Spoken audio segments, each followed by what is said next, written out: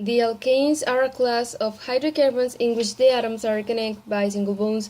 It is represented by a line between each carbon atom. To name the alkanes by the IUPAC rules, it's very simple. You just have to follow some steps. The first one is to find the longest parent chain of carbons. The second one is to identify the name and groups attached to this chain. For example, you can have methyl, ethyl, isopropyl, and propyl. The third step is to number the chain starting at the end nearest a substituent group. For example, you can start from the right if you have a methyl near to the first carbon.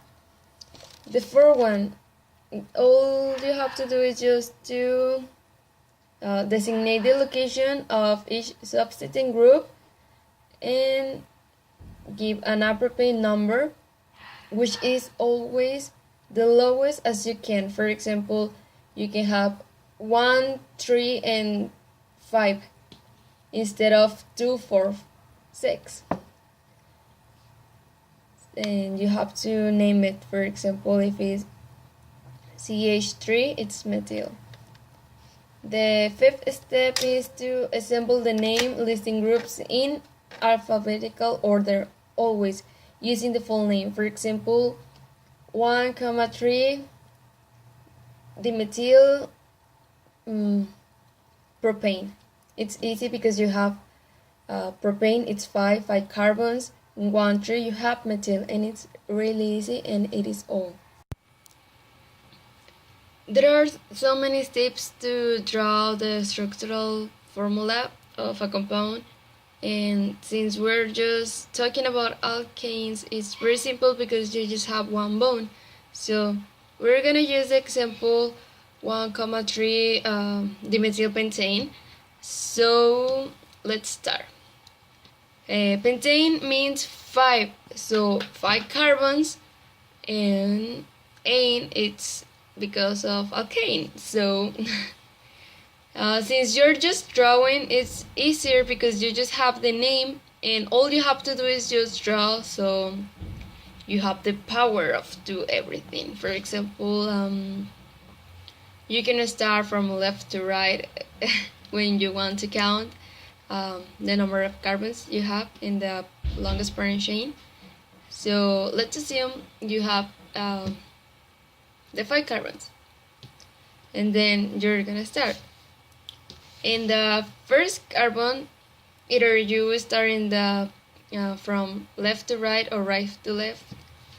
You will have in the methyl. Why? Because you have the methyl, but in 1, 3. So the first substituent is methyl. So you have 1, then a little branch, just like in here, and then methyl. And you just have to do the same in the third one, and it's just drawing a little branch and put methyl too. So the last step for this is that you have to fill with the missing hydrogen. Well, here we have an example of how we're going to draw the structural formula of this compound. It is called 4-ethyl 2,2,4,6 tetramethyl octane. The first step we're going to do is to look at the last word. It is octane, which means oct-8 ane, that is an alkane, so it will have only single bonds. So we're going to draw 8 carbons, like 1, 2, 3, 4, 5, 6, 7, and 8. You can draw them the way you want, but it is easier for us if we draw them just like in a straight line. Now we're gonna start. The first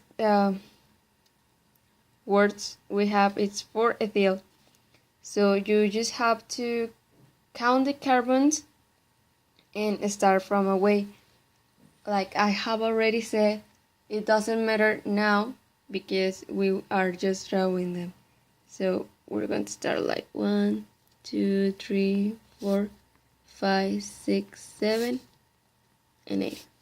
So for ethyl,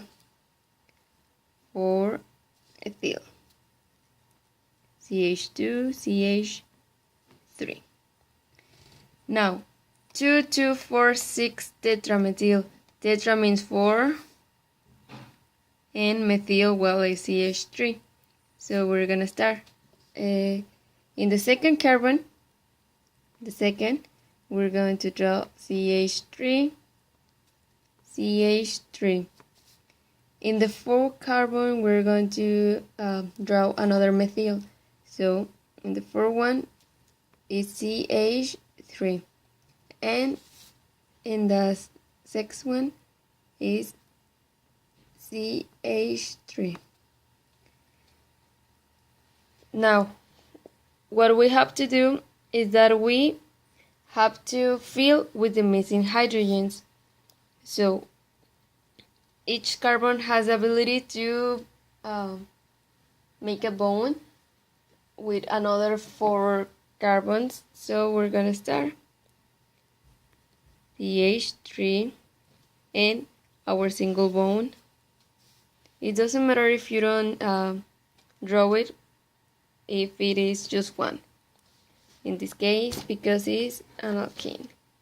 So see, it's 1, 1, 2, 3, and this one is the 4th one. So you just draw. Then CH2. Why? 1, 2, 3, 4. C, CH2, CH, CH2, and finally CH3.